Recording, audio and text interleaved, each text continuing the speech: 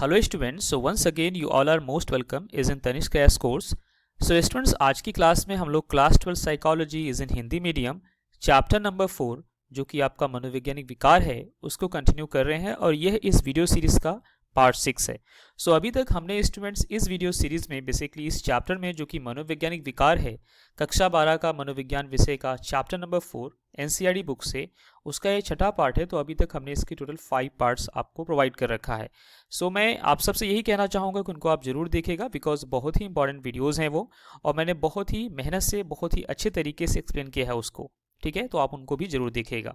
ठीक है स्टूडेंट्स, और मेरे चैनल पे अगर आप नए हैं तो हमारे चैनल से जुड़ करके अपनी स्टडी बहुत अच्छे से आप कर सकते हैं। हमारी जो है साइकोलॉजी की जो क्लासेस हैं बहुत ही बेहतरीन तरह से आपको फ्री में प्रोवाइड की जा रही है स्टूडेंट्स, और स्टडी मटेरियल्स एंड नोट्स भी प्रोवाइड किए जाएंगे हमारी वेबसाइट पे। सो यह वीडियो आप सबके लिए बहुत ही इंपॉर्टेंट है। तो हम चलते हैं आपको नेक्स्ट स्लाइड में लेकर के और देखते हैं कि आज की वीडियो का बेसिकली एजेंडा क्या है, कि आज हम क्लास 12 साइकोलॉजी चैप्टर नंबर 4 में पढ़ने वाले क्या हैं। ठीक है, सो चैप्टर नंबर 4 स्टूडेंट जो आपके क्लास 12 साइकोलॉजी का है जो कि आपका मनोवैज्ञानिक विकार है। सो हम बेसिकली अभी जो हेडिंग कर रहे हैं वो है प्रमुख मनोवैज्ञानिक विकार। इस प्रमुख मनोवैज्ञानिक विकार की जो हेडिंग है हम इसी को फर्दर कंटिन्यू करके हम इसी को स्टडी कर रहे हैं अलग अलग वीडियो पार्ट्स में। सो आज जो है प्रमुख मनोवैज्ञानिक विकार में हम लोग देखने वाले हैं कुछ इंपॉर्टेंट पॉइंट्स जो कि आपके एग्जाम के पॉइंट ऑफ व्यू से और आपके जीवन के पॉइंट ऑफ व्यू से बहुत ज़्यादा इंपॉर्टेंट है। सो सबसे पहला है आपका अवसादी। अवसादी का इंग्लिश मतलब होता है डिप्रेशन। सो डिप्रेशन काफ़ी नोन वर्ड है जिसका मतलब आप इजीली समझ सकते हो, जिसका मीनिंग आपको समझ में आ सकता है। अवसादी उसी का हिंदी मीनिंग है। सो आप सबका हिंदी मीडियम है, सो अवसादी फिर भी थोड़ा सा टिपिकल वर्ड आप कह सकते हैं। डिप्रेशन इजी नोन वर्ड है, काफ़ी जो है जाना पहचाना सा वर्ड लगता है। ठीक है, सो डिप्रेशन का मतलब हिंदी में अवसादी होता है। ठीक है स्टूडेंट, सो नेक्स्ट आपका आता है, हम इसे देखेंगे अवसाद मतलब डिप्रेशन के बारे में समझेंगे हम।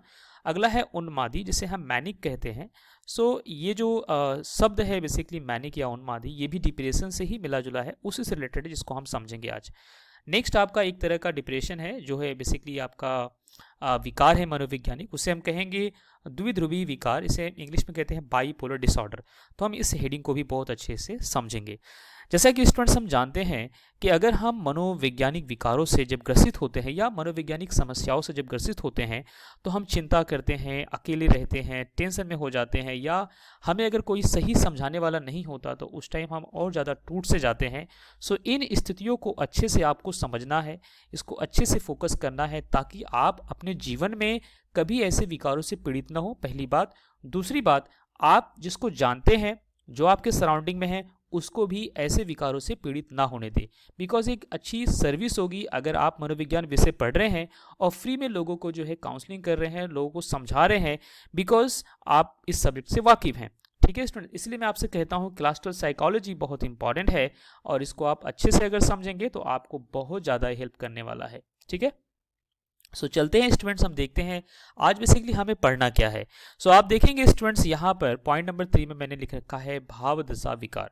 ठीक है, सो भाव दशा विकार के अंडर में ही बेसिकली हम देखेंगे यहाँ पर हमारी भाव जो हमारा भाव होता है उसकी दशा में, मतलब आपकी जो स्थिति है, आपके जो सोचने समझने का जो तरीका है ना, उसी को भाव कह सकते हैं हिंदी में।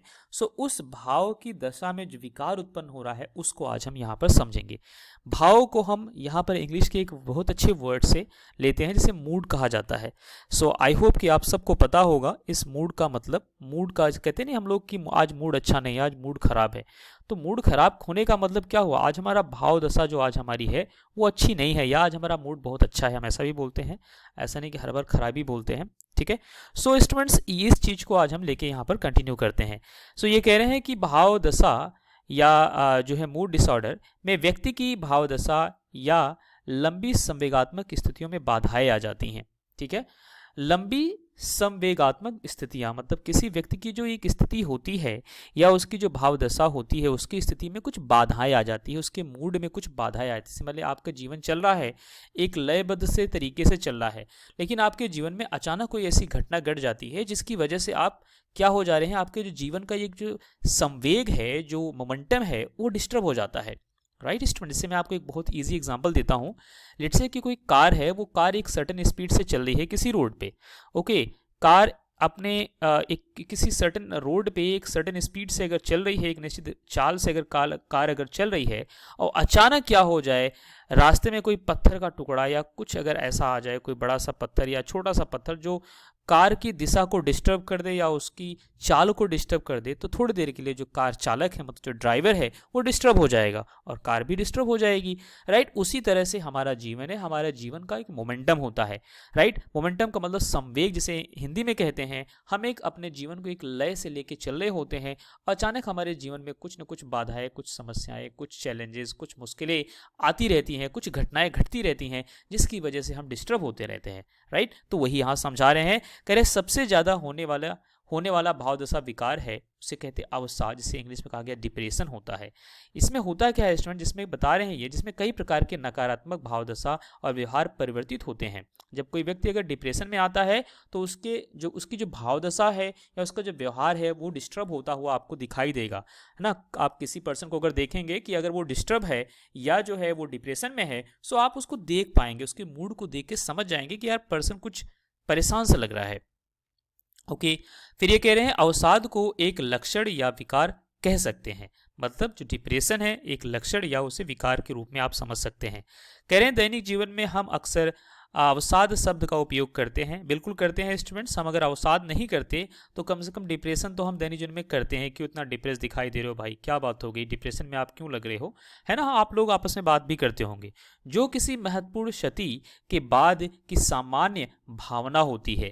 जैसे मान लेते हैं कोई एक व्यक्ति है, उसके घर में अचानक उसके किसी फैमिली मेंबर की डेथ हो जाना या अचानक बैंकरप्ट हो जाना या ऐसा कुछ भी हो जाना जिसकी वजह से वो बहुत डिस्टर्ब हो गया, उस क्षति की वजह से, उस समस्या की वजह से उसकी जो सामान्य भावना है वो बिगड़ जाएगी, वो डिस्टर्ब हो जाएगी। जैसे किसी संबंध का टूट जाना, राइट, जैसे आजकल बड़े सारे संबंध बनाए जाते हैं और ऐसे संबंध जब टूट जाते हैं जो बड़ी जल्दी बनाए जाते हैं वो भी, और जो हमारे अपने संबंध होते हैं, जो रिलेटिव्स वाले हमारे संबंध होते हैं, उनमें से भी कई बार अगर हमारी बातें बिगड़ जाती हैं उनसे भी, या कोई दोस्ताना संबंध अगर किसी से है उससे भी अगर बातें बिगड़ जाती है तो हम डिस्टर्ब हो जाते हैं।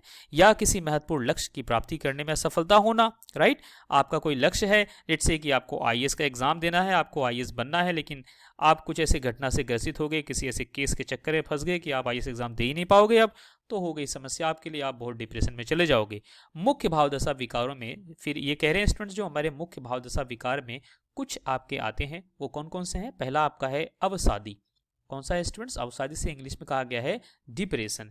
सेकंड आपका है उन्मादी, जिसे इंग्लिश में कहा गया है मैनिक। इसे क्या कहते हैं स्टूडेंट्स, मैनिक कहते हैं। इस इंग्लिश वर्ड को आप ध्यान रखिएगा। नेक्स्ट आपका है द्विध्रुवी विकार, जिसे हम कहते हैं बाईपोलर डिसऑर्डर। तो ये तीन तरह के आपके डिसऑर्डर्स हैं, मनोवैज्ञानिक विकार हैं, जो क्लास 12 साइकोलॉजी में बेसिकली हम लोग पढ़ रहे हैं। बहुत ही इंपॉर्टेंट है ये तीनों, आप इनको अच्छे से समझ लीजिए। सो सबसे पहला आपका अवसादी है, दूसरा आपका उन्मादी है, तीसरा आपका द्विध्रुवी विकार से बाईपोलर डिसऑर्डर कहते हैं। राइट, मुख्यतः अवसादी विकार से मेजर डिप्रेसिव डिसऑर्डर में अवसादी भावदशा की अवधि होती है। ठीक है स्टूडेंट्स, ये कह रहे हैं मुख्य अवसादी विकार जो मेजर डिप्रेसिव डिसऑर्डर है उनमें जो अवसादी है, मतलब जो डिप्रेशन है, इसकी भावदशा की अवधि, मतलब ये ज्यादा समय तक रह जाता है, ये हमें ज्यादातर देखने को मिलता है, आप इसे ऐसा समझ सकते हैं। तथा अधिकांश गतिविधियों में अभिरुचि या आनंद नहीं रह जाता। और जब कोई व्यक्ति इससे पीड़ित होता है तो उसकी जो अधिकांश जो गतिविधियां हैं, उसकी जो डेली की एक्टिविटीज़ हैं, उसके अंदर अभिरुचि या आनंद जो होता है वो नहीं दिखाई देता। लेट्स से कि अगर आप मॉर्निंग में उठते हो और चाय की चुस्की बड़े आनंद से लेते हो, लेकिन अगर आपके जीवन में कुछ घटनाएं अगर घट जाती हैं तो वही चाय की चुस्की आपको डिस्टर्ब कर रही होगी और आपका चाय शायद मॉर्निंग में पीने का भी ना मन करे, या जो भी आप एक्टिविटीज़ करते हो। मैंने जस्ट एक एग्जाम्पल दे दिया। साथ ही अन्य लक्षण भी हो सकते हैं, जैसे शरीर के भार में परिवर्तन, राइट, लगातार निद्रा से संबंधित समस्या, आपको नींद ही नहीं आ रही है, आप रात भर जग रहे हैं, थकान आपको है, अस्पष्ट रूप से चिंतन करने में व्यस्त हैं, आप असमर्थता आपको मिल रही है, क्षोभ हो रहा है। क्षोभ का मतलब होता है स्टूडेंट्स घबराहट, जैसे आप एक ऐसा वर्ड है, इसे इंग्लिश में हम कह सकते हैं एगिटेशन। सो क्षोभ का मतलब होता है घबराहट, बहुत धीरे धीरे कार्य करना।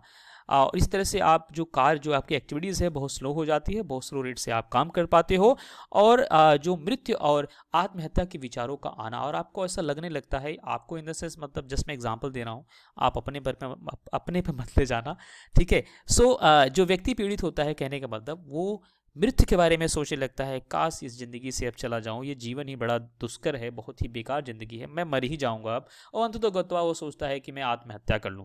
तो दोस्तों, मेरे डियर स्टूडेंट्स, आप इन सभी समस्याओं को अगर आपके जीवन में देखो, जीवन में समस्या तो आएगी, राइट। समस्या ऐसा नहीं है कि कभी नहीं आपके सामने आएगी, डेली आएगी, निश्चित रूप से आएगी, उसका आना तय है, संभव है, हमेशा आएगी। लेकिन आपको उससे लड़ने के लिए अपने आप को तैयार बनाना है, ठीक है। कोई ऐसा व्यक्ति नहीं है जिसके जीवन में समस्या नहीं है, लेकिन कभी भी किसी भी हालत में अपने आप को इतना डिमोटिवेट नहीं करना है कि आत्महत्या जैसी घिनौनी हरकत के बारे में आप सोचो। और इसी वजह से मैं साइकोलॉजी आपको पढ़ा रहा हूँ, ताकि आप क्लास 12 की साइकोलॉजी आप अच्छे से समझ करके आप खुद भी सुधरो और दूसरों को भी सुधारो, मतलब दूसरों को भी सही तरह से सोचने समझने का तरीका प्रदान कर सको। फिर कह रहे हैं स्टूडेंट्स आगे, इसके अतिरिक्त अन्य लक्षण ऐसे भी हो सकते हैं जैसे अत्यधिक दोष या निकम्मेपन की भावना का होना, ठीक है। हो सकता है कि आप ऐसा भी सोचो, या जो व्यक्ति पीड़ित है ऐसा भी सोचे कि मैं बहुत निकम्मा हूँ, मैं बिल्कुल बेकार हूँ, और बहुत ही निम्न भावना अपने अंदर वो लाता है। फिर ये कह रहे हैं स्टूडेंट्स, अवसाद के पूर्वयोगी कारक, इसके जो पूर्वयोगी कारक है, इसके कुछ कारक है, जिस जो मुख्य कारक हम यहाँ पर देख पा रहे हैं, कौन कौन से कारक हो सकते हैं। कह रहे हैं मुख्य अवसादी तथा दुर्दैवी विकारों में आनुवांशिक संरचना या आनुवांशिकता खतरे का एक महत्वपूर्ण कारक है, ठीक है।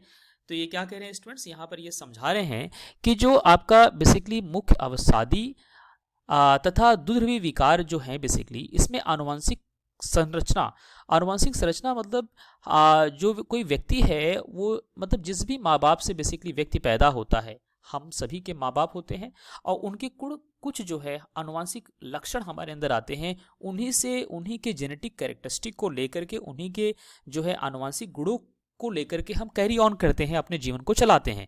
वो ये कह रहे हैं कि जो विकार है उसका कुछ रीजन ऐसा हो सकता है, आनुवंशिक संरचना के कारण से ऐसा हो, या आनुवंशिकता खतरे का एक महत्वपूर्ण कारण है। सो आनुवंशिकता जो होती है उसकी वजह से भी ऐसा कुछ कई बार ऐसा देखा गया है, ठीक है। लेकिन इसको सुधारा भी जा सकता है, ऐसा नहीं कि अगर पेरेंट्स इस तरह से समस्याओं से पीड़ित रहें, इसी वजह से बच्चा भी ऐसा है। उम्र भी इस विकार के खतरे का कारण है। फिर कह रहे हैं स्टूडेंट्स की उम्र भी, मतलब जो व्यक्ति है उसकी एक उम्र भी, मतलब एक सर्टेन एज में जब व्यक्ति पहुंचता है, उस एज में डिप्रेशन हो जाता है, ठीक है। ऐसा भी करे से अब हो सकता है कोई एक व्यक्ति है, कोई एक बॉय है या कोई गर्ल है। गर्ल का बेसिकली जब मेंस्ट्रुअल साइकिल आता है ना, गर्ल्स जब 14-15 की एज में आती हैं तो उनमें थोड़ा सा डिप्रेशन की भावना आती है, बिकॉज बॉडी के हार्मोन्स के अंदर चेंजेस बहुत सारे आते हैं स्टूडेंट्स, ठीक है। सो अगर आप गर्ल हो तो ये चीज़ें आप समझ सकते हो कि आपके बॉडी के अंदर जब चेंजेस थोड़े आते हैं, मेंस्ट्रुअल साइकिल मतलब मासिक धर्म जिसे हिंदी में कहा जाता है, वो जब शुरुआत होती है तो बॉडी के अंदर बहुत सारे केमिकल रिएक्शंस होते हैं, चेंजेस होते हैं। और आपको बता दो स्टूडेंट्स, हमारे बॉडी के अंदर जो कुछ है ना, वो काफ़ी कुछ एक बड़ा इंपॉर्टेंट रोल होता है केमिकल रिएक्शन का। जैसे आप लोग जब बहुत खुश हो जाते हो तो खुशी क्या है, एक तरह का केमिकल रिएक्शन है। दुख क्या है, एक तरह केमिकल रिएक्शन है। डिप्रेशन क्या है, एक तरह केमिकल रिएक्शंस है, ठीक है। सो हमारे बॉडी तो उसी तरह से जब केमिकल अलग अलग रिएक्शंस होते हैं तो हम थोड़ा डिस्टर्ब हो जाते हैं, डिप्रेशन में चले जाते हैं। तो ये गर्ल्स का ये रीजन हो गया। बॉयज़ में अक्सर क्या होता है, देखो यहाँ लिख भी रखा है, उदाहरणार्थ स्त्रियों में प्रारंभिक प्रौढ़ावस्था में अधिक खतरा रहता है, मतलब डिप्रेशन का, क्योंकि बॉडी के अंदर चेंजेस आएंगे, है ना, और डिस्टर्बेंस होगा, और उस एज में थोड़ा सा हार्मोनल डिसबैलेंस होने की वजह से ये समस्या आती है। जबकि पुरुषों में क्या होता है, प्रारंभिक मध्यावस्था में सबसे ज्यादा खतरा होता है। प्रारंभिक मध्यावस्था कहने का मतलब आप मान के चलो कि जब आप पढ़ाई लिखाई करके जब आप जॉब वगैरह के लिए सर्च करते हो, या जब पढ़ाई के दौरान ही जब आप सोचते हो आपकी जॉब लग जाए, या आप अपने बेसिकली करियर्स को लेकर जब चिंतित होते हो, तो वहाँ पर डिप्रेशन में होने का चांसेस होता है, ठीक है। सबके साथ होता है, ये तो नॉर्मल घटनाएं घटती है, लेकिन कुछ लोग ज़्यादा ले लेते हैं। लेट्स से कोई बच्चा इंजीनियरिंग कर रहा है, उसको इंजीनियरिंग में स्कोर अच्छे नहीं मिले, अच्छी कंपनी में सिलेक्शन नहीं हुआ, उसने आत्महत्या कर लिया, सुसाइड कर लिया। क्यों ऐसा हुआ भाई? इंजीनियरिंग का बच्चा है, उसको नॉलेज है, उसको समझदारी है, लेकिन वो क्या करता है, अपने आप को बैलेंस करना नहीं आता उसको। उसने मनोविज्ञान तो नहीं पढ़ा है, राइट, तो अपने आप को बैलेंस करने आता, उसको मैथमेटिकल इक्वेशन सॉल्व करनी आती है, फिजिक्स की कैलकुलेशंस करनी आती है, लेकिन किस तरह से अपने ब्रेन को बैलेंस किया जाए, अगर वो नहीं सीखा होता तो उस टाइम वो फैटल कर देता है, लूज कर देता है अपने आप को। लेकिन ऐसा स्टूडेंट्स नहीं करना है, किसी को न करने देना है, नहीं खुद करना है। इसी तरह लिंग भी एक महत्वपूर्ण कारण होता है। कह रहे कि जो लिंग है, लिंग मतलब हो गया आपका सेक्स, और सेक्स कहने का मतलब आप मेल हो या फीमेल, राइट, तो वो भी एक कारण होता है कि फीमेल्स में कुछ ज़्यादा लेट से कि डिप्रेशन के चांसेस हो रहे हैं या नहीं हो रहे हैं। तो उसको भी देखो, ये हमारे एनसीईआरटी में बेसिकली क्या बता रहे हैं। आप ऐसा मत बोलना कि फीमेल्स के बारे में सर आप ज़्यादा बता रहे हो, वो इधर डिप्रेशन लेती हैं तो आपको बुरा लगे। जो एनसीईआरटी कह रहा है या कह रही है, मैं वही आपको बता रहा हूँ, जिसकी भूमिका इन विभेदक खतरों के संदर्भ में होती है। उदाहरणार्थ, पुरुषों की तुलना में स्त्रियों में अवसादी विकार से ग्रसित होने की संभावना या उनकी जो भावना होती है अधिक रहती है। देखो ये कह रहे हैं, ये कौन कह रहा है, एनसीईआरटी का डेटा कह रहा है। एनसीईआरटी के जो राइटर्स हैं उन्होंने लिखा है कि, और ये थोड़ा सा मुझे भी ऐसा लगता है कि थोड़ा सा ऐसा हो जाता है, बिकॉज फीमेल्स कई बार बेसिकली वो इन्फीरियर समझने लगती हैं, उनको लगता है कि वो शायद पुरुषों से कम है, जबकि ऐसा है नहीं, ऐसा लेकिन वो समझने लगती हैं अगर, तो उस केस में और उनको बहुत सारी रिस्पॉन्सिबिलिटीज़ भी, फीमेल का रोल बहुत इंपॉर्टेंट होता है स्टूडेंट्स, आपको सही बताऊं तो मैं, बिकॉज जो फीमेल होती हैं किसी भी पर्सन के लाइफ में उनका एक बहुत इंपॉर्टेंट रोल होता है, बिकॉज वो घर को संभालती हैं, पूरा मेंटेनेंस करती हैं। मतलब समझ लो कि जो व्यक्ति होता है, जो पर्सन होता है, जो मेल कैंडिडेट होता है, उसका काम सिर्फ अर्निंग का होता है, जबकि फीमेल जो है सब कुछ मैनेज करती है, घर के हर एक बंदे को मैनेज करती हैं, और इन सब चीज़ों को करते हुए कई बार वो डिप्रेशन में आ जाती हैं। तो यहाँ पर डेटा उसके अकॉर्डिंग दिया गया है, ठीक है। और फिर आगे कह रहे हैं कि अन्य खतरों के खतरे के कारण जीवन की नकारात्मक घटनाओं और सामाजिक अवलंब की कमी अनुभव करना, और इसका और भी कुछ रीज़न हो सकता है या कि दूसरे कारण हो सकते हैं। ऐसे सेक्स का एक रीज़न दे दिया, फीमेल्स के रीज़न उन्होंने समझा दिया। सेकंड ये कह रहे हैं कि अन्य खतरों के कारण या खतरे के कारण कोई और समस्या हो सकती है किसी के जीवन में, जीवन की नकारात्मक घटनाएं, आपके जीवन में कुछ नकारात्मक घटनाएं घट रही हैं। ऐसा आपने कुछ लोगों आपने इस तरह से देखा होगा कि उनके जीवन में कोई सकारात्मक घटना घटती नहीं है। एक समस्या आई, वो किसी तरह से टली, दूसरी आ गई, फिर दूसरी टली, तीसरी आ गई, मतलब वो उनको समस्या आती रहती है। और ऐसा मैंने एग्जाम्पल बहुत सारे देखे हैं कि एक घटना ने कई बार कई घटना घटती हैं। तो ऐसी जब घटना घटेगी तो वो व्यक्ति किस तरह से अपने आप को बैलेंस कर पाएगा। लेकिन स्टूडेंट्स, उसको बैलेंस ही करना पड़ेगा, क्योंकि जीवन का नाम ही संघर्ष है। मैं आपको बता दूं अगर सही तो डरना नहीं है, हारना नहीं है, अपने आप को जो है स्वावलंबी बनाना है। देखो यहाँ पर लिखा अवलंब, अवलंब का मतलब होता है सहारा कोई न हो जाना। अवलंब की कमी का अनुभव करना, उसको लगता है, जिस व्यक्ति के साथ ऐसी घटना घटती है उसको लगता है मेरा कोई सहारा, मेरा कोई दोस्त नहीं है, मेरा कोई साथी नहीं है। लेकिन आपको स्वावलंबी बनना है ना, आपको स्वयं का अपना सहारा बनना है, ठीक है, ताकि आप डिप्रेशन से बच सके, ठीक है। या आपको कोई अगर जानने वाला है वो इसी समस्या से जूझ रहा है, आप उसको बचा सके, ठीक है। एक अन्य कम सामान्य भावदशा विकार है, अगला ये बता रहे हैं। तो ये तो मैंने अभी जो आपको समझाया ये था अवसाद, इसे डिप्रेशन कहते हैं। नेक्स्ट आपका आ जाएगा कौन सा, नेक्स्ट आपका मैंने आपको बताया उन्मादी है, उन्मादी से मैनिया कहा गया। देखो यहाँ से कह रहे हैं, ये बता रहे हैं, सेकंड पॉइंट यहाँ से स्टार्ट होता है, फर्स्ट बेसिकली आपका यहीं से स्टार्ट हो गया था, फर्स्ट यहाँ, सेकंड यहाँ से कह रहे एक अन्य कम सामान्य भावदशा विकार है। तो इसमें थोड़ा भावदशा थोड़ी जो होती है थोड़ी कम होती है, मतलब आपका जो एक डिस्टर्बेंस लेवल होता है थोड़ा अलग लेवल का होता है, मतलब अलग टाइप का होता है। उसे मैं आपको समझा देता हूँ वो होता कैसा है।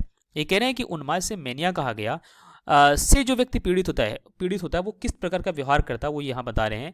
कह रहे हैं उन्माद से पीड़ित व्यक्ति जो होता है उल्लासोन्मादी या अत्यधिक सक्रिय, अत्यधिक बोलने वाला, आसानी से चित्त अस्थिर हो जाता है, उसका कुछ इस प्रकार का व्यक्ति होता है। मतलब जो उन्मादी टाइप का व्यक्ति होता है वो कैसा होता है, या तो बहुत ज़्यादा टॉक्टिव टाइप का होगा, और या तो बहुत ज़्यादा उसकी अचानक से उसकी एक्टिविटीज़ जो हो जाएंगी, उसकी जो क्रियाविधि है वो बहुत सक्रिय दिखाई देगा, बहुत जल्दी कोई काम करेगा, बहुत तेज़ी से कोई काम। लेट से कि कोई ऐसा बच्चा है उसको इस समस्या से पीड़ित है, तो उसने क्या किया, उसने सोचा कि नहीं साइकोलॉजी को मैं 2 दिन में खत्म कर दूंगा। क्लास 12 साइकोलॉजी, लेट से कि क्लास 12 की जो साइकोलॉजी आपका मनोविज्ञान विषय है उसको 2 दिन में खत्म कर दूंगा, और इतना सक्रिय हो गया 2 दिन में खत्म करने के चक्कर में, और मतलब अपने आप को और बुरी तरह से पीड़ित कर लिया, ठीक है। मतलब इतना ज़्यादा हाइपर से एक अच्छा सा वर्ड है हाइपर हो जाना, अचानक से हाइपर हो जाना, राइट। इसलिए से कि आप जा रहे हो या कोई व्यक्ति जा रहा है जो इस समस्या से पीड़ित है, वो भीड़ में अगर पहुंचा, उसको भीड़ नहीं पसंद है, भीड़ में पहुंचा, अचानक हाइपर हो गया, मतलब लगा एकदम बड़बड़ाने, पता नहीं क्या क्या करने। तो इस तरह से जो व्यक्ति होते हैं वो उन्मादी टाइप के व्यक्ति होते हैं, ठीक है। या ऐसे जो व्यक्ति होते हैं कई बार ज़्यादा खुश भी दिखाई देते हैं, ऐसा नहीं कि दुखी हर बार है, वो कुछ आवश्यकता से ज़्यादा खुश दिखाई दे रहा है, कुछ ज़्यादा एक्साइटमेंट उसके अंदर है, या अत्यधिक बोलने लगता है, बहुत ज़्यादा ही बात करता है वो। इस तरह का जो व्यक्ति होता है उसको उन्मादी विकार से पीड़ित माना जाता है। उन्माद की घटना या स्थिति स्वतः कभी कभी, अच्छा एक इंपॉर्टेंट बात स्टूडेंट्स, अब कभी कभी के बाद मैं आपको नेक्स्ट स्लाइड में समझाता हूँ। एक इंपॉर्टेंट इन्फॉर्मेशन आप सबके लिए स्टूडेंट्स, मैंने आप सब के लिए basically class 12 psychology is in Hindi medium के सभी चैप्टर्स का स्टडी मटेरियल्स प्रोवाइड करने की सोचा है, उसी को लेकर के मैंने एक वेबसाइट बनाई है आप सबके लिए, जिसका नाम है psychologynotes.in। तो ये है, आपको यहाँ पर देखो URL इसका मिल रहा है psychologynotes.in। देखो यहाँ पर आप देखेंगे प्रॉपर आपको मिलेगा। तो आप अगर साइकोलॉजी के नोट्स को अगर आपको चाहिए स्टूडेंट्स, राइट, तो आप इस वेबसाइट को गूगल में सर्च करेंगे psychologynotes.in, ठीक है। सो आपको क्लास 12 की साइकोलॉजी जो है हिंदी मीडियम के जो नोट्स होंगे, जो स्टडी मटेरियल्स हैं, मैं वहाँ पर आपको प्रोवाइड कर रहा हूँ, और बहुत ही हाई क्वालिटी नोट्स प्रोवाइड करूँगा, और बिल्कुल फ्री ऑफ कॉस्ट स्टूडेंट, जो कि चार्जेबल था पहले, लेकिन मैंने उसको फ्री में प्रोवाइड करने का सोचा है।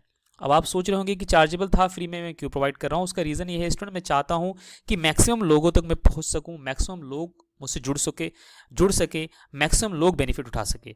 तो आप सबसे रिक्वेस्ट है, आप इन नोट्स को तो आप देखिए अपने फ्रेंडों में जरूर शेयर करना है स्टूडेंट्स, ठीक है। वेबसाइट के लिंक को शेयर करना, वेबसाइट के पेज को शेयर करना, आपको गूगल में सर्च करना है। ये पेज मैंने पूरा आपको स्लाइड दिखा रखा है, इस तरह का पेज ओपन होगा, और उसमें धीरे धीरे मैं डालूंगा। अभी बेसिकली उसमें काम चल रहा है, तो मैं आप जो उसमें आपको कॉन्टेंट, जो चीज़ें उसमें आती रहेगी, अपडेट होती रहेगी, वो आपको मिलता रहेगा, और एक स्लो प्रोसेस से मैं आपको प्रोवाइड करता रहूँगा। मतलब सब कुछ उसमें आपको प्रोवाइड होगा, और बहुत ज़्यादा इंपॉर्टेंट आपके नोट्स वहाँ पर होंगे, बहुत सारी चीज़ें मिलेंगी। अभी मैं यहाँ पर बताने रहूँगा तो टाइम लग जाएगा। सो आप सबसे यही रिक्वेस्ट है, वेबसाइट में जाइएगा, आप भी देखिएगा, और अपने फ्रेंडों में ज़रूर शेयर कीजिएगा, ताकि मेरी इतनी मेहनत जो है कम से कम ज़्यादा तक लोगों तक पहुँचेगी, तो शायद मेरी मेहनत सफल होगी। ओके, सो ये आप सबके लिए थोड़ी सी इंपॉर्टेंट बात थी। मैं आपको यहाँ से कनेक्ट कर देता हूँ। ये कह रहे हैं कभी कभी, तो कभी कभी क्या, कभी कभी कह रहे हैं दिखाई देती है, ठीक है। हम थोड़ा पीछे से कनेक्ट कर लेते हैं। ये कह रहे हैं कि उन्माद की घटना या स्थिति स्वतः कभी कभी दिखाई देती है, मतलब स्वयं से कभी कभी दिखाई देती है। इनका परिवर्तन अक्सर अवसाद के साथ होता रहता है। अब बड़ी इंपॉर्टेंट बात ये बताएं, कह रहे हैं कि जो अवसाद से पीड़ित व्यक्ति होता है, लेट्स से कि ये इनको अवसाद है, इनको डिप्रेशन है, ये जो फीमेल मैंने बना रखी है यहाँ पर, जो पिक्चर लगा रखा है, इनको अवसाद है ये, ठीक है। और इनको कभी कभी बहुत एक्साइटमेंट हो जाता है, बहुत ज़्यादा हाइपर एक्टिविटी करती हैं, है ना, बहुत ज़्यादा हाइपर हो जाती है। मतलब ये जो हाइपर एक्टिविटी है वो कभी कभी दिखता है ना, कभी कभी बहुत ज़्यादा आवश्यकता, ज़्यादा खुश हो जाती हैं। तो ये वाली एक्टिविटी जैसे मेनिया कहा गया, जिससे हिंदी में अच्छा सा वर्ड है अवसादी, आई गेस उन्माद, बेसिकली उसे उन्माद कहते हैं, राइट। सो उन्माद, जो मेरा इंग्लिश थोड़ा सा, इंग्लिश में स्टूडेंट्स में साइकोलॉजी ज़्यादा पढ़ाता हूँ बेसिकली, सो कई बार वर्ड का इश्यू हो जाता है, तो इसलिए मैं इंग्लिश वर्ड का भी सहारा लेता हूँ। सो यहाँ पर जैसे हम उन्माद कहते हैं, तो ये जो उन्माद की अवस्था है, राइट, जैसे मेनिया कहा गया, तो मेनिया का भी एक इनके अंदर एक मतलब बेसिकली देखने को मिलता है, इनका मूड जो है वो देखने को मिलता है, ठीक है। सो बेसिकली यहाँ पर आपको क्या पता लग रहा है कि पर्सन डिप्रेशन से ग्रसित है, लेकिन उसके अंदर जो मेनिया का जो एक भाव है वो कभी कभी देखने को मिलता है, मतलब उन्माद भी उसके अंदर आता है। वो ये कह रहे हैं कि इस प्रकार के भावदशा विकार जिसमें उन्माद और अवसाद बारी बारी से उपस्थित होते हैं, तो ऐसी भावदशा जिसके अंदर आपका ये दोनों, कभी ये आ रहा है कभी वो आ रहा है, मतलब बारी बारी से कभी आपका उन्माद आ रहा है, कभी डिप्रेशन आ रहा है, ये बारी बारी से जब आते हैं, तो इस दशा को बेसिकली हम क्या कहते हैं, इस दशा को स्टूडेंट्स हम कहते हैं द्विध्रुवी भावदशा विकार। ये बहुत ही इंपॉर्टेंट है, द्विध्रुवी भावदशा विकार, ध्यान रखना स्टूडेंट्स। ये आपके एग्जाम के लिए बहुत इंपॉर्टेंट है, आपके नॉलेज के लिए बहुत इंपॉर्टेंट है, आपके क्लास 12 साइकोलॉजी का जो हिंदी मीडियम में जो एग्जाम होता है बेसिकली आप लोग का, उसके लिए बहुत इंपॉर्टेंट है ये। सो द्विध्रुवी भावदशा विकार से बाइपोलर मूड डिसऑर्डर कहते हैं, ठीक है स्टूडेंट्स। सो आप इसे आई होप समझ रहे होंगे। सो इस चीज़ को और हम अच्छे से समझेंगे। इस अवस्था में क्या होता है कि जो व्यक्ति डिप्रेशन से ग्रसित होता है, कभी वो डिप्रेशन में जा रहा है, कभी बिल्कुल हाइपर एक्टिविटी कर रहा है, राइट। लेट्स से कि कोई व्यक्ति है वो डिप्रेशन में है ना, उसको बेसिकली उन्माद से पीड़ित है वो, लेकिन वो उसके अंदर हो क्या रहा है, उसके अंदर अवसाद से पीड़ित है, और उसके अंदर हो क्या रहा है कि अचानक कई बार कुछ हाइपर एक्टिविटी करता है, अचानक कुछ डिटरमाइन होकर कुछ करना शुरू कर देता है, फिर घबरा जाता है। तो ये चीज़ें जो है एक इंटरवल में, एक समय अंतराल में आती रहती हैं दोनों, ठीक है। तो इस समस्या को हम एक नए विकार के नाम से जानते हैं, उसका नाम है द्विध्रुवी भावदशा विकार, से हम कहते हैं बाइपोलर मूड डिसऑर्डर कहते हैं। कह रहे हैं कि द्विध्रुवी भावदशा विकार को पहले उन्माद अवसाद विकार कहा जाता था। तो देखो ये बात भी ये कह रहे हैं कि पहले इसे उन्माद अवसाद विकार, उन्माद का मतलब मैंने वही बताया आपका मेनिया, अवसाद मतलब डिप्रेशन, इनको वही कहा जाता था, लेकिन इनका नाम रख दिया बाइपोलर। बाइपोलर का मतलब इसके दो पोल हैं, एक पोल ये है, एक पोल ये है। जैसे चुंबक होता है ना, चुंबक में आपने देखा होगा जो मैग्नेट होता है स्टूडेंट्स के अंदर, उसके अंदर एक नॉर्थ पोल होता है, एक साउथ पोल होता है। उसी तरह से इसके दो पोल्स बता रहे हैं। कह रहे कि भावदशा विकारों में द्विध्रुवी भावदशा विकार में आत्महत्या का प्रयास का आजीवन खतरा सबसे ज्यादा रहता है। तो स्टूडेंट्स जो व्यक्ति इस प्रकार की समस्या से पीड़ित रहता है, ठीक है, उसके अंदर आजीवन खतरा ऐसा देखा जाता है कि वो आत्महत्या कर लेगा। ठीक है, क्योंकि वो अचानक कुछ हाइपर एक्टिविटी करता है, लेट से उसके दिमाग में आया कि आज मैं आत्महत्या ही करूंगा, अब लटक जाऊंगा पंखे से, उसका दिमाग ऐसा खिसक सा गया, अब वो जाके लटकाया अपने आप को और ख़त्म कर लिया अपने आप को, क्योंकि हाइपर एक्टिविटी इसके अंदर आती है, राइट। तो इसकी वजह से ऐसे कुछ कॉजेज बन जाते हैं। फिर कह रहे हैं मानसिक स्वास्थ्य स्थिति के अतिरिक्त खतरे के अन्य कारण व्यक्ति की आत्महत्या करने की संभावना बताते हैं। तो इसमें जो है ये समस्या होती है जो मैंने आपको समझाया, इसमें प्रमुख है उम्र, लिंग, नृजातीयता या प्रजातीयता और हाल ही घटित जीवन की गंभीर घटनाएं, ये सारी शामिल होती हैं। इसमें कह रहे हैं कि आपकी उम्र का भी रीज़न होता है, जो मैंने आपको एजेस बताएं उन एजेस को लेके भी हो सकता है। ये फीमेल्स मेल्स का भी एक रीज़न हो सकता है। निर्जाति का मतलब होता है यहाँ पर स्टूडेंट्स बेसिकली ऐसे आप कह सकते हैं कि आप बेसिकली एक प्रजाति का मतलब एक जाति से रिलेटेड है। जैसे एक इंग्लिश में बहुत अच्छा सा वर्ड है जिसे एथनिस कहा जाता है। तो कुछ व्यक्ति होते हैं उनके अंदर कुछ अपने आप को लेकर कुछ समस्या से उनको लगती है, तो इस प्रकार की वो चीज़ें करते हैं। यहाँ पर जाति का मतलब कोई एक पर्टिकुलर जात नहीं है बेसिकली, राइट, एक कैटेगरी के लोग आप समझ सकते हैं। और हाल की घटित जीवन की गंभीर घटनाएं या किसी व्यक्ति के जीवन में कुछ घटनाएं गंभीर घट गई हैं उसकी वजह से, राइट। किशोर या युवाओं में आत्महत्या के खतरे उतने ही अधिक हैं जितने 70% वर्ष से ऊपर के लोग में लिंग भी प्रभावित करने वाला एक कारक है। तो ये बता रहे हैं, सॉरी यहाँ पर हो गया पूरा, ये कह रहे हैं कि जो किशोर है मतलब जो कम एज का जो कोई है या जो है क्या कहते हैं लेट से कि कोई एक युवा है, उसके अंदर जो एक आत्महत्या के खतरा होता है वो ठीक उतने ही उसी के बराबर होता है जो 70 वर्ष से ऊपर के व्यक्तियों के अंदर आत्महत्या करने की खतरा होता है। अब आप सोच रहे होंगे 70 वर्ष का जो व्यक्ति है वो आत्महत्या क्यों करना चाहेगा? उसका रीज़न बहुत सारा है स्टूडेंट्स, राइट। हमारे और आपके हो सकता है जो पेरेंट्स हैं उनको बहुत अच्छी लाइफ मिल रही हो, हमारे जो ग्रैंड पेरेंट्स हैं उनको बहुत अच्छी लाइफ मिल रही हो, लेकिन दुनिया में ऐसे बहुत सारे लोग हैं जिनके जो ग्रैंड पेरेंट्स हैं उनका जीवन बहुत बहुत मतलब बहुत ही दुष्कर होता है, बहुत तकलीफदायक होता है, जिसकी वजह से अपने जीवन में वो चाहते हैं अपने जीवन को ख़त्म ही कर लें, क्योंकि उनको उनके जो बच्चे होते हैं सपोर्ट नहीं करते, उनको बहुत समस्या होती है। तो इस तरह से ऐसी चीज़ें हमें देखने को मिलती हैं। और कई बार मेल एंड फीमेल का भी रीज़न दे रहे हैं, कह रहे हैं स्त्रियों में जो है ये चीज़ें ज़्यादा देखने को मिलती हैं, जो आत्महत्या का जो रीज़न है वो ज़्यादा देखने को मिलता है। वो ये उन्होंने बता दिया ऊपर ना, लिंग का रीज़न, लिंग का मतलब सेक्स का रीज़न। तो फीमेल्स में ज़्यादा ये चीज़ें देखने को मिलती है, बिकॉज फीमेल्स को बहुत सारी रिस्पॉन्सिबिलिटीज हैंडल करनी पड़ती है, और कई बार मेल पार्टनर जो होता है उनको मारता भी है, पीटता भी है, और बहुत सारी समस्या उनके जीवन में झेलनी पड़ती है। डिवोर्स से लेकर के तमाम समस्याएं उनके जीवन में आती हैं, तो उसकी वजह से भी उनका कई बार ऐसा मन करता है। ठीक है, कह रहे हैं कि आत्महत्या के प्रति सांस्कृतिक आवृत्तियां भी आत्महत्या की दर को प्रभावित करते हैं। कह रहे हैं कुछ सांस्कृतिक आवृत्तियां हैं। आवृत्तियां का मतलब होता है एटीट्यूड, मतलब आपके सोचने समझने का जो तरीका होता है उसे एटीट्यूड कहा जाता है, उसे हिंदी में आवृत्ति कहा गया है स्टूडेंट्स। कह रहे हैं कुछ ऐसी जगहों की संस्कृति है, वहाँ की सभ्यता ही कुछ ऐसी बनाई गई है कि अगर किसी व्यक्ति के ज़्यादा जीवन में समस्या हो गई, लेट से कोई व्यक्ति है, लेट से कोई पर्सन, लेट से इस फीमेल का एग्जांपल ले लेते हैं, लेट से इनके जीवन में अगर मान लेते हैं कुछ ऐसी अचानक से घटना, बहुत बुरी घटना घट गई, लेट से इनका किसी तरह से विक्टिमाइज हो गई, रेप किए, ठीक है। सो अब उस घटना को लेके इनके जीवन में कुछ इस तरह से भावना उठी, और इनकी जो एरिया में रह रही हैं, जैसे जापान एक जगह है, जापान एक जगह क्या आप सभी जानते होंगे, एक बेसिकली कंट्री है, वहाँ के लोगों के अंदर कुछ ऐसी मानसिकता है, ऐसी उनकी संस्कृति में ऐसी कुछ चीज़ें हैं, अगर कोई व्यक्ति उसके जीवन में कुछ ऐसी घटना घट जाती है तो वहाँ के लोग समझते हैं उसका मर जाना ही अब ठीक है, राइट। जैसे मान लेते हैं, मैंने एग्जांपल दिया ना, अगर ये रेप के विक्टिमाइज ये पर्सन है, तो बेसिकली अब वो जो पर्सन है अगर उस संस्कृति में रह रही है, उस जगह पे रह रही है, तो वहाँ के लोगों का ये मानना है इसका मर जाना ही बेहतर है, तो अपने आप को मारेगी ही, क्योंकि उसकी संस्कृति ये है, उसको और प्रभावित कर रही है, उसको बढ़ावा दे रही है। लेकिन स्टूडेंट्स, आप सबसे मैं रिक्वेस्ट करूंगा, कहना चाहूँगा, ऐसा कुछ भी नहीं है, ठीक है। जीवन को बहुत सटीकता से समझने की कोशिश कीजिएगा। जीवन मैंने बताया एक संघर्ष है, और इस संघर्ष से निपटने के लिए आपको अपना ब्रेन बहुत स्ट्रांग करना पड़ेगा और मन को कंट्रोल करना पड़ेगा। मन मतलब माइंड और ब्रेन मतलब आपका जो इंटेलेक्चुअल पावर है, जिसे हम IQ कहते हैं, उसे स्ट्रॉन्ग करना पड़ेगा और माइंड को कंट्रोल करना पड़ेगा। ओके, तो ये सारी चीज़ें करके आप चलोगे। उदाहरण के लिए जापान में देखो, मैंने आपको समझाया, वही चीज़ यहाँ पर ही बता रहे हैं।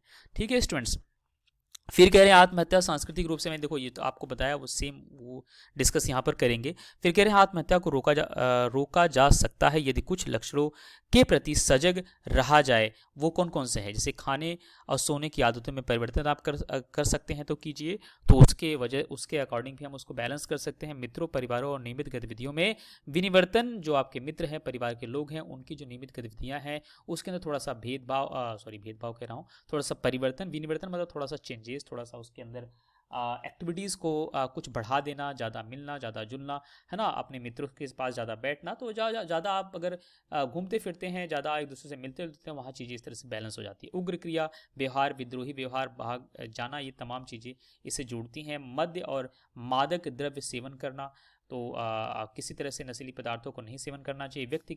व्यक्ति में काफ़ी परिवर्तन आना, राइट, लगातार ऊब महसूस करना, ऐसे व्यक्तियों को इस तरह से चीज़ें नहीं करनी चाहिए। एकाग्रता में कठिनाई हो जाना, शारीरिक लक्षण में शिकायत, या आपके शरीर में कोई समस्या है तो आप उसकी शिकायत करने में लगे हो, बार बार कोस रहे अपने आप को, नो, इस तरह से नहीं करना। आनंददायक गतिविधियों में अभिरुचि का न होना, या जो भी एक्टिविटीज़ हैं जैसे कि मूवीज़ देखना हो गया, अपने आप को एंटरटेन करना हुआ, कहीं घूमना फिरना हो गया, इस तरह से जो जितनी भी ऐसी एक्टिविटीज़ है जहाँ पर आनंद मिलता है, उससे अपने आप को अभिरुचि न होना, उसमें इंटरेस्ट न देना।